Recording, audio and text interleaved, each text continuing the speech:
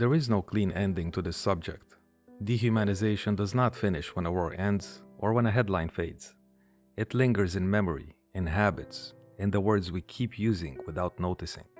That is why this can only be an afterthought, not a conclusion. Because conclusions imply closure, and there is none here. To speak of dehumanization is to speak of something ongoing, something that waits at the edge of every society, every community, every self. It is always near, always possible. Perhaps that is the hardest truth to carry.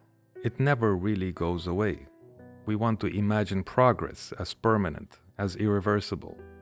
But the ease of reduction, the seduction of simplicity, is always with us. The line can always be crossed again. And yet, the same is true of rehumanization. It, too, is always possible, always fragile, always incomplete, but always there, waiting to be chosen. The choice is rarely grand. It is usually small, almost invisible, but small choices accumulate. You will not remember every argument or every example from this course, but you may remember the weight in your chest when you recognize yourself in the mirror. That weight matters, because it means the reflection reached you. What you do with that weight is yours to decide. You may carry it into your next conversation. You may set it down and forget. But if you carry it, even a little, you will notice more. And noticing is where the work begins. There will be moments when it feels futile, moments when cruelty is louder, when reduction is easier, when silence is safer. You may ask, what difference does my refusal make? The answer is, you cannot measure it, and that is the point. Rehumanization is not measured in victories, but in interruptions. Each time the cycle stutters, even briefly, the story changes. Each interruption is a seed, planted where we cannot always see it grow. That is the hidden power of choosing recognition over reduction.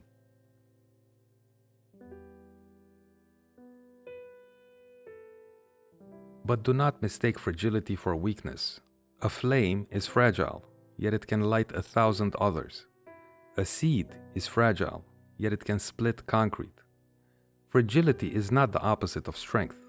It is the form strength takes in a hostile world.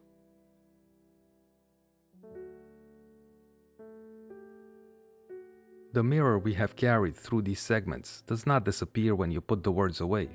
It stays. You will see it in the headlines you read, in the conversations you overhear, in the silences you keep. The reflection is not always comfortable. It isn't meant to be.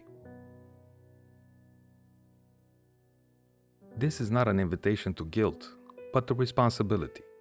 Guilt looks backward and gets stuck. Responsibility looks forward and asks, what now? The mirror is heavy, but it can also be a compass, pointing toward what must be protected. And what must be protected is simple, even if it is not easy. The dignity of the other, not only when it is convenient, not only when it is deserved, but always. Because once we begin to ration dignity, it disappears altogether.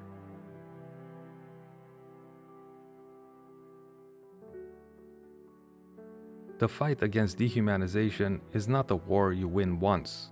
It is a discipline you practice daily, a refusal that must be renewed over and over. Some days you will fail, but failure does not end the work. It only means you must begin again. So this is the afterthought. There is no end. There is only vigilance, only persistence, only the choice to see fully rather than partially.